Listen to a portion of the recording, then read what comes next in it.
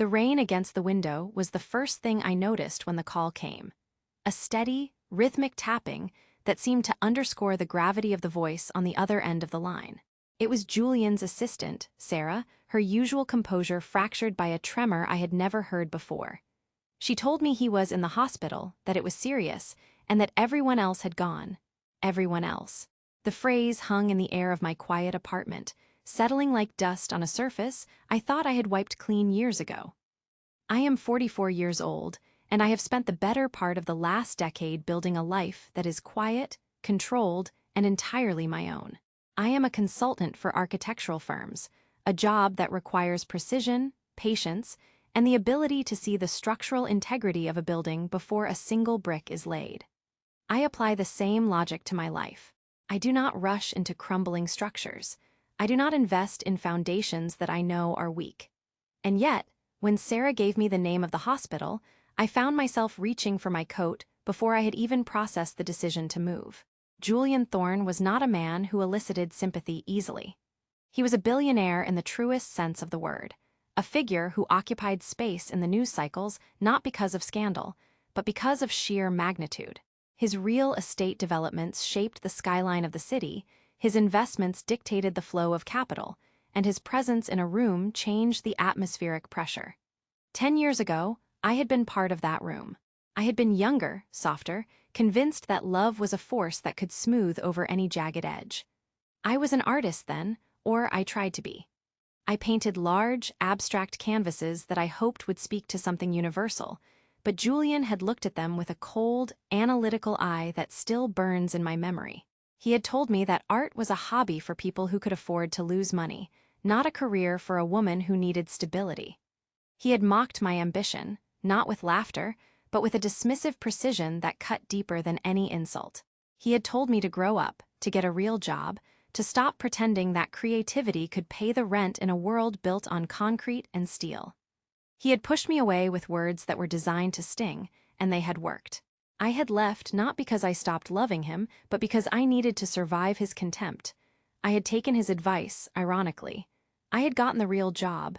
I had built the stability. And I had never spoken to him again until today. Now, sitting in the driver's seat of my car, the wipers slicing through the gray downpour, I had to ask myself why I was going. It was not obligation. We were not married.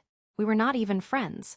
We were strangers bound by a history that ended in humiliation. But there was something in Sarah's voice, a desperation that suggested the narrative I had held onto for 10 years was incomplete. People leave when things get hard. That is the rule of the modern world. Relationships are transactions, and when the asset loses value, the investors pull out. Julian's family was known for being distant, his business partners for being sharks. If he was truly alone, then the ecosystem around him had collapsed. I told myself I was going to close a loop. I was going to see the man who had broken me once, now broken by something else, and I was going to verify that I was whole. It was a clinical objective. I was gathering data. I was inspecting the damage. I was not going there to save him. I repeated this to myself as I parked the car in the visitor's lot, watching my breath fog the windshield before I wiped it away with the back of my hand. The hospital was a sterile landscape of white walls and humming machines, a place where time seems to suspend itself in favor of biology. I found his room on the top floor, the private wing where the carpets are thick enough to silence footsteps, and the views are curated to look out over parks rather than parking lots. When I pushed the door open, the room was dim, lit only by the glow of the monitors and the ambient light of the city filtering through the blinds. Julian lay in the bed, and for the first time in my life, he looked small. The sharp angles of his jaw were softened by exhaustion. The imperious set of his shoulders collapsed under the weight of the thin hospital blanket. There were tubes connected to his arms, wires snaking across his chest, and the rhythmic beep of the heart monitor was the only sound in the room besides the low hum of the ventilation. I stood by the door for a long moment, just watching him breathe. It was a strange sensation to see a titan reduced to biology. There was no power here, no authority. There was only a man who needed oxygen to continue existing. I walked closer, my heels sinking into the carpet, and I pulled a chair up to the side of the bed. I did not touch him. I simply sat, crossing my legs, folding my hands in my lap, and waiting. Hours passed. The rain outside intensified, drumming against the glass, but inside the room, the air was still. I watched the rise and fall of his chest. I watched the flicker of numbers on the screen. I thought about the last time I had seen him. It was in his office, a vast space of glass and steel that overlooked the harbor. I had brought him a painting, a gift for his birthday, something I had worked on for months. He had barely looked at it. He had signed a document without looking up, telling me that sentimentality was a liability in business and in life. He had said, "Mia, you need to understand how the world works. You cannot paint your way through a crisis. You need leverage, you need power, and you have neither." I had left the painting there, leaning against the wall, and I had walked out. I never went back to retrieve it. I wondered, sitting in that hospital chair, if it was still there, gathering dust in some storage unit, or if it had been thrown away. The memory of his voice was sharp, but looking at him now, vulnerable and unconscious, the edge of the memory began to dull. I realized that anger is a heavy thing to carry. It requires energy to maintain. It requires you to keep the wound open so that it does not heal. I was tired. I was 44 years old, and I was tired of carrying the weight of his dismissal. When he finally woke, it was not with a start, but with a slow, groggy return to consciousness. His eyes opened, cloudy and unfocused, drifting across the ceiling before settling on me. There was no surprise in his expression, only a deep, weary recognition. He tried to speak, but his throat was dry, and he winced, reaching for the cup of water on the bedside table. I moved before he could strain himself, pouring the water and holding the cup to his lips. He drank slowly, his eyes never leaving mine. When he finished, he sank back into the pillows, closing his eyes for a moment to gather his strength. "Mia," he said, his voice a rasp, barely audible over the beep of the monitor. "I didn't think you would come." I set the cup down and leaned back in my chair, keeping my posture relaxed. "Neither did I said. My voice was calm, steady. I was not going to give him the satisfaction of seeing me upset. "Sarah called me. She said everyone else left." He opened his eyes again, and there was a flicker of something in them, shame, perhaps, or regret. "They had meetings," he said quietly. "Board members, investors, they couldn't wait." "So they abandoned you," I stated. It wasn't a question. "They calculated the risk," he corrected. "And they decided I was no longer a viable asset." The honesty of it was startling. In the past, Julian would have spun a narrative to protect his ego. He would have claimed he sent them away, that he preferred the solitude. But here, stripped of his suits and his office, he offered me the raw truth. It was a small thing, but it shifted the balance in the room. I looked at him, really looked at him, and I saw the lines around his eyes that hadn't been there 10 years ago. I saw the gray in his hair. I saw the mortality that we all share but so often ignore when we are young and invincible. "Why did you call me?" I asked. "You haven't spoken to me in a decade. You made it clear I wasn't part of your world." He turned his head slightly on the pillow, looking toward the window where the rain was streaking the glass. "Because you are the only one who doesn't want anything from me," he said. "Everyone else is waiting for me to die so they can fight over the pieces. You just sit there." I felt a tightness in my chest, a constriction that I had to consciously release. He was right. I didn't want his money. I didn't want his company. I didn't want his apology, though I knew eventually I would need one. I was there because I needed to know who he was now and who I was in relation to him. "I'm not staying forever, Julian," I said softly. "I'm here until you're stable, then I go back to my life." He nodded slowly. "I know," he said. "I wouldn't expect anything else." The next few days established a routine. I would arrive in the morning, bring coffee from the shop down the street, the kind he used to drink, black with no sugar, and sit with him while he slept or while he stared at the wall. Nurses came and went, checking vitals, adjusting IVs, but they treated me like family, assuming I was a wife or a long-term partner. I did not correct them. It was easier to let them assume than to explain the complexity of a history that involved love, rejection, and a decade of silence. Julian was weak, his body recovering from a severe cardiac event brought on by stress and exhaustion, according to the doctors. They used words like intervention and lifestyle changes, but the subtext was clear. He had worked himself to the brink of death. During the day, his phone would buzz on the bedside table, lighting up with names I recognized from the business journals. CEOs, senators, influencers. He ignored them all. He let them go to voicemail. He let the messages pile up. It was a silent rebellion, a way of asserting control over the one thing he could control, his attention. He gave his attention to me. He asked me about my work. He asked about the buildings I consulted on. He listened with a focus that I had never experienced before. In the past, when I spoke, he was always looking at his watch or his phone or the door. Now, he looked at me. On the fourth day, the weather cleared. The sun broke through the clouds, casting long, rectangular shadows across the hospital floor. Julian was sitting up in bed, propped by pillows, looking more like himself. The color had returned to his cheeks, and the fog in his eyes had lifted. We were talking about a project I was working on, a renovation of an old library in the city center. I was explaining the structural challenges, the need to preserve the facade while updating the interior for modern use. He listened intently, asking questions about load-bearing walls and zoning laws. It was a normal conversation, the kind two colleagues might have. But there was an undercurrent, a tension that neither of us addressed. We were dancing around the past. We were talking about buildings because it was safer than talking about the foundation of us. When I paused to take a breath, he looked down at his hands, which were resting on the blanket. "I was wrong," he said. The words were quiet, but they landed with the weight of a stone dropping into water. I stopped speaking. I waited. "About the art," he continued, not looking up. "About you, I was wrong." I felt a surge of emotion, hot and sudden, but I kept my face neutral. I had waited 10 years for this. I had built a career on the premise that I was right, that my path had validity. To hear him admit it now, when he was vulnerable, felt complicated.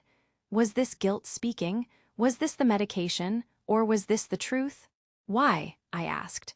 "Why were you wrong?" He looked up then, and his eyes were wet. "Because I was afraid," he said. "I was afraid that if you succeeded, if you became who you wanted to be, you wouldn't need me. And I was afraid that if you stayed with me, my world would consume you. My family, they are vultures, Mia, you know that. They circle. They pick apart anything that isn't steel. I thought if I pushed you away, if I made you hate me, you would leave and you would be safe. I thought I was protecting you." The revelation hung in the air between us. It was not the excuse I had expected. I had expected him to say he was busy, or stressed, or that he didn't understand art. I had not expected him to say that his cruelty was a form of protection. It changed the geometry of the memory.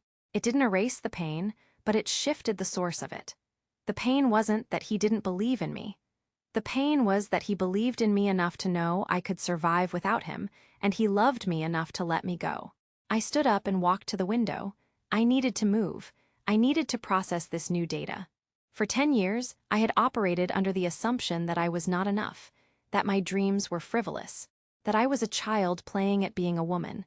But if his mockery was a shield, then I had been fighting a shadow. I had been angry at a man who was trying to save me from himself. I turned back to look at him. "You hurt me," I said. My voice was steady, but there was a tremor beneath it. "You didn't protect me, Julian. You broke me. You made me doubt myself for years. I didn't become a consultant because I wanted to. I became one because I thought I had to be practical to be worthy." He flinched at my words. He looked down again, his hands tightening on the blanket. "I know," he whispered. "I know I hurt you. And I have lived with that every day since you walked out of my office. I told myself it was necessary. I told myself you would thank me one day, but seeing you here, seeing who you are, I realize I was just cowardly. I didn't want to fight my family for you. I didn't want to put you in the line of fire, so I made myself the enemy." The honesty was brutal. It stripped away the last of his defenses. He was admitting to cowardice, a sin far worse in his world than incompetence. In the world of high finance, you can recover from losing money. You cannot recover from losing honor. And yet, he was offering me his honor, laying it at my feet as evidence of his remorse. I walked back to the chair and sat down. I leaned forward, resting my elbows on my knees, looking him in the eye. "I don't know if I can forgive you," I said. "Not yet. Trust is not a switch, Julian, it's a structure. You cracked the foundation. It takes time to repair." He nodded. "I'm not asking for forgiveness," he said. "I'm asking for the chance to tell the truth. I don't want to die with you thinking I hated you." "You're not going to die," I said firmly. "The doctors say you're recovering." "Physically," he said, "but I was dead inside for a long time. Since you left, The conversation ended there. We didn't speak for the rest of the afternoon. We just sat in the silence, the sun moving across the floor, the shadows lengthening. But the silence was different now. It wasn't the silence of distance. It was the silence of two people who had finally stopped shouting across a canyon and were standing on the same ground. Over the next week, the dynamic shifted. I began to bring things from the outside world. I brought him reports on the market, not because he needed to work, but because he needed to feel connected to his mind. I brought him books. I brought him sketches from my own portfolio, things I had created recently. He looked at them with a reverence that made my chest ache. He treated my work like it was sacred. He asked about the techniques, the colors, the intent. He validated me in ways I had stopped seeking validation for. I had learned to validate myself. I had learned that my worth was not dependent on his opinion. But there is a part of us that always remembers the first person who made us feel seen. He was trying to see me now, truly see me, and it was overwhelming. One evening, as I was packing my bag to leave, he stopped me. "Mia," he said, "there's something you need to see." He reached into the bedside drawer and pulled out a folder. It was worn, the edges soft from handling. He handed it to me. "When you left the painting," he said, "I didn't throw it away. I put it in storage, but I kept records of everything I did to push you away. The calls I made to your galleries to discourage them. The comments I made to our mutual friends, I wrote them down. I wanted to remember what I did so I would never do it to anyone else. And so I would never forget the cost." I took the folder. It was heavy in my hands. I opened it. Inside were printed emails, handwritten notes, logs of phone calls. It was a dossier of his own betrayal. It was evidence of the campaign he had waged to separate us. Reading through, it was like reopening a wound, but it was also like finding the map to a maze I had been lost in for a decade. I saw the dates. I saw the coordination. It was systematic. It was calculated.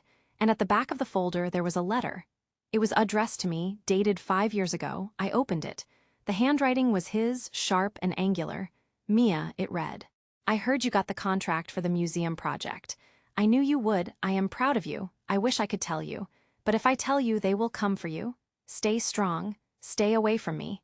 It is the only way you win." I read the letter twice.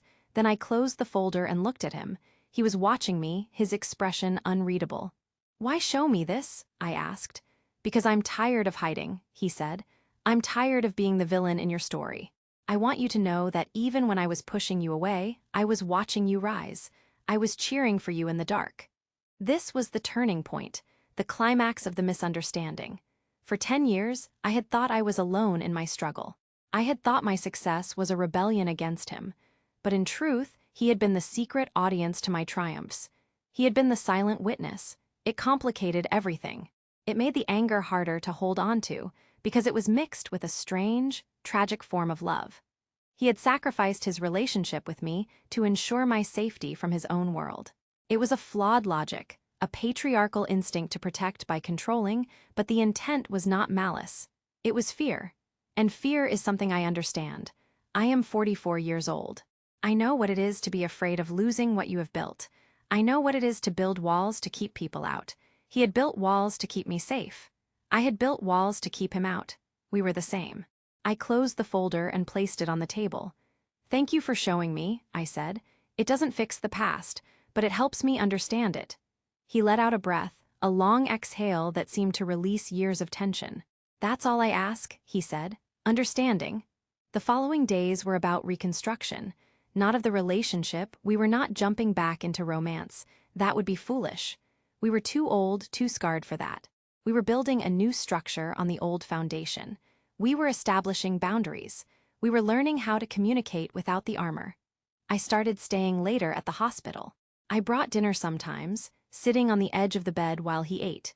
We talked about everything except the future. We talked about the past, but we talked about it like historians analyzing a war that was over. We identified the battles. We identified the casualties.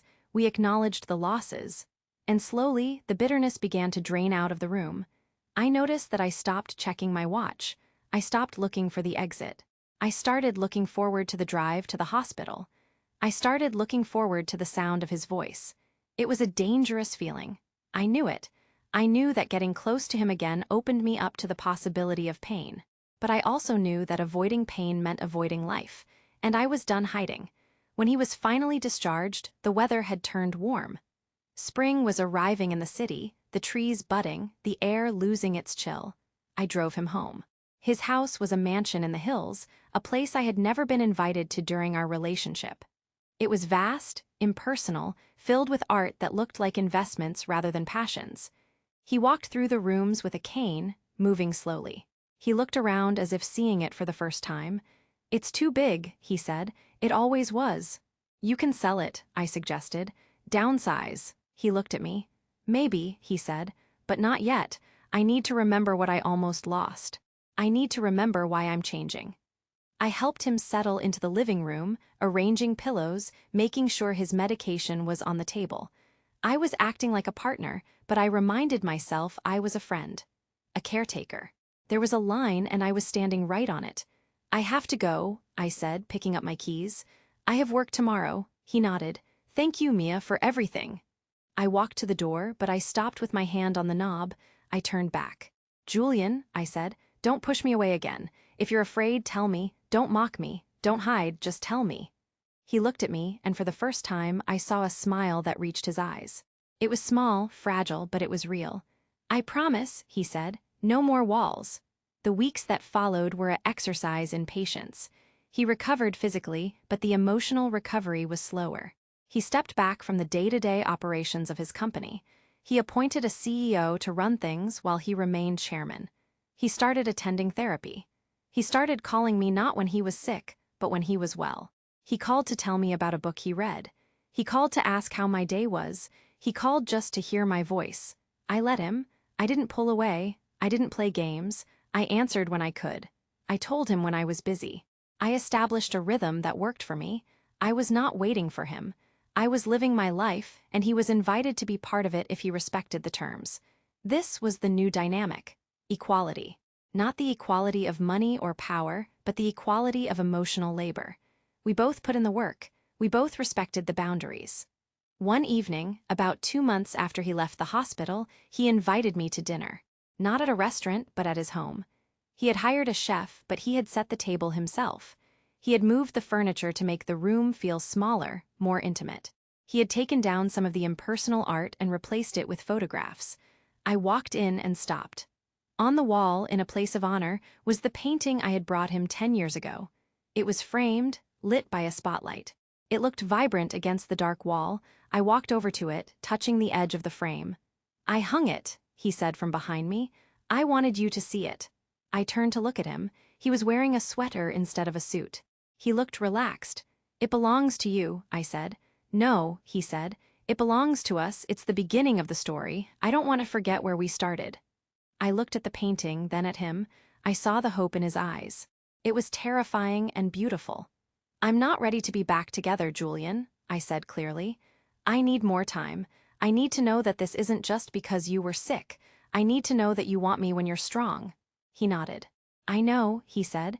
"I'm not asking for a label. I'm asking for a chance to court you. Properly. No business talks. No pressure. Just dinner. Just us." I considered this. It was a reasonable proposal. It was respectful. It was intelligent. "Okay," I said. "One dinner." The dinner was quiet. We ate slowly.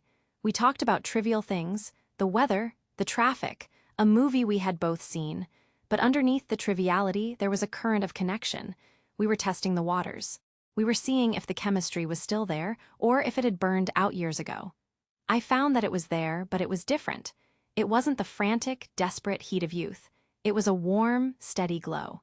It was the feeling of coming home after a long trip. It was the feeling of safety. When he walked me to the door at the end of the night, he didn't try to kiss me. He didn't try to hold me. He just stood there, looking at me. "Good night, Mia," he said. "Good night, Julian," I replied. I drove home feeling lighter than I had in years. The weight of the anger was gone. The weight of the uncertainty was gone. I knew where I stood. I knew what I wanted.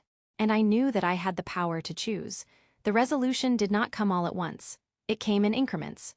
Over the next 6 months, we saw each other regularly. We went to galleries. We went for walks in the park.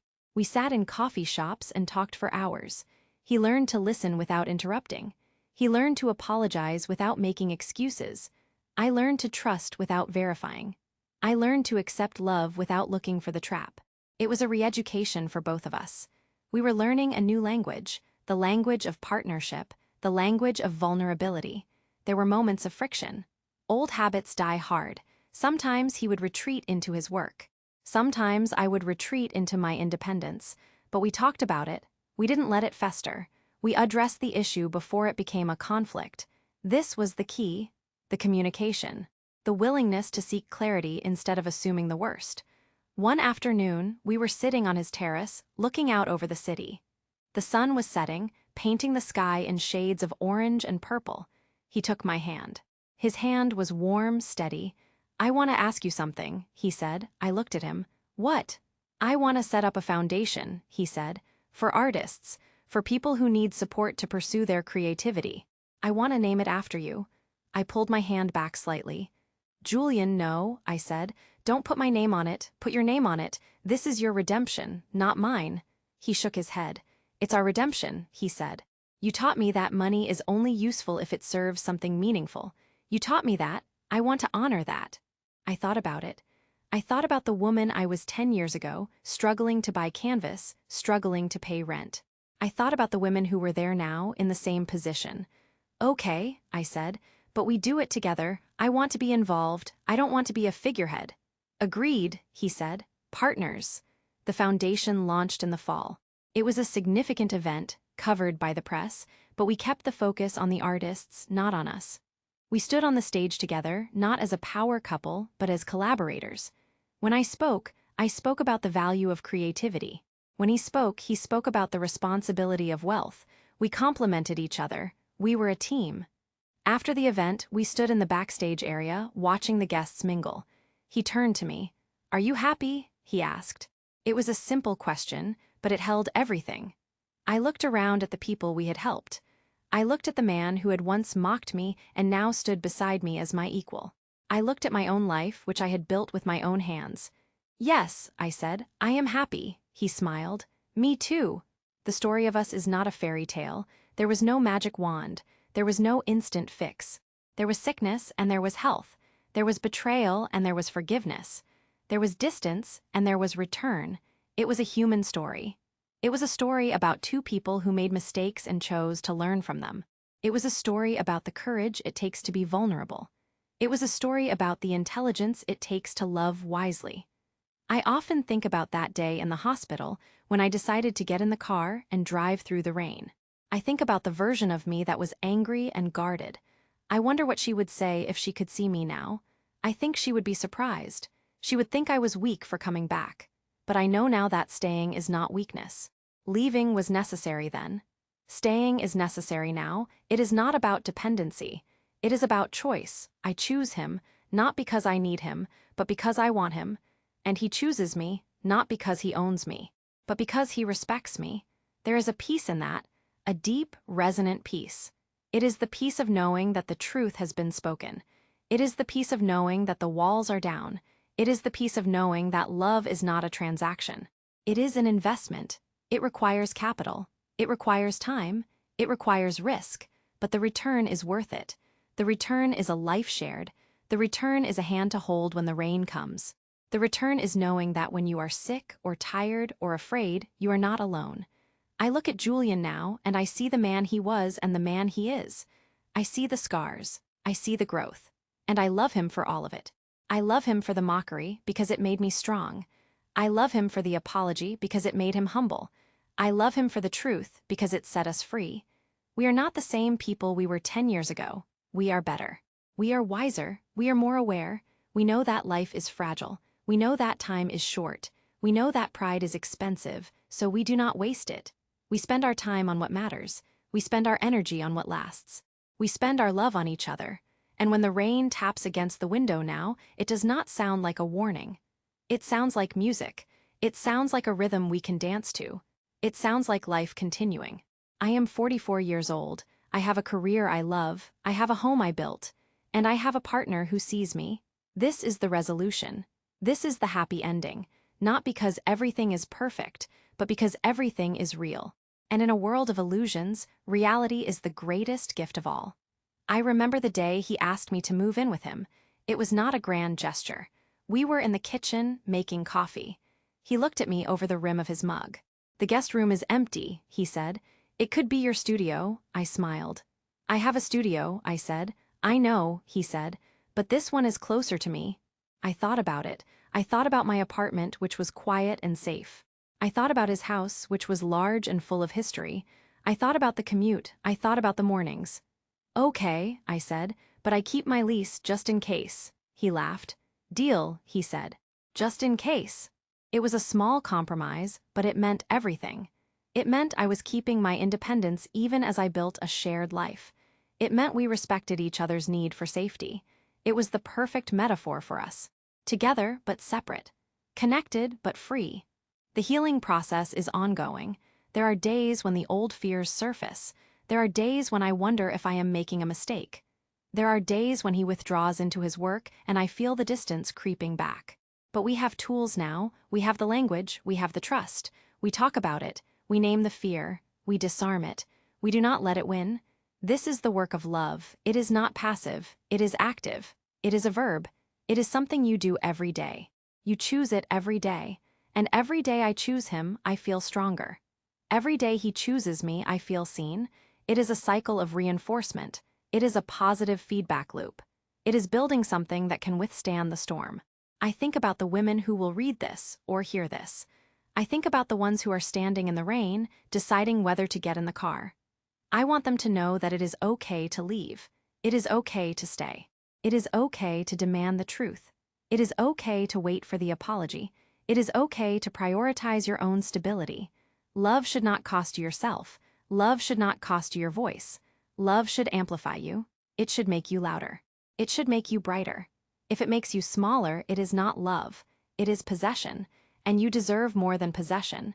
You deserve partnership. You deserve equality. You deserve the truth. Julian and I are planning a trip. We are going to visit the cities where his buildings stand. We are going to see the impact of his work. And I am going to show him the cities where my art is displayed. We are going to share our worlds. We are going to merge our histories. We are going to create a future that honors both of us. It is exciting. It is terrifying. It is wonderful. I look forward to it. I look forward to the next chapter. I look forward to the next day. I look forward to the next moment. Because now I know that I am not just surviving, I am living. And I am not living alone. The sun is setting now. The light is fading. The room is getting dark. Julian is sitting in the chair across from me. He is reading. I am writing. We are together. The silence is comfortable. The air is warm. The heart is full. This is what resolution looks like. It is not a fireworks display. It is not a climax. It is a quiet evening. It is a shared space. It is a known quantity. It is peace. And after years of war, peace is the greatest victory of all. I put down my pen. I look at him. He looks up. He smiles. I smile back. No words are needed. The story is told. The lesson is learned. The love is restored. And we are ready for whatever comes next.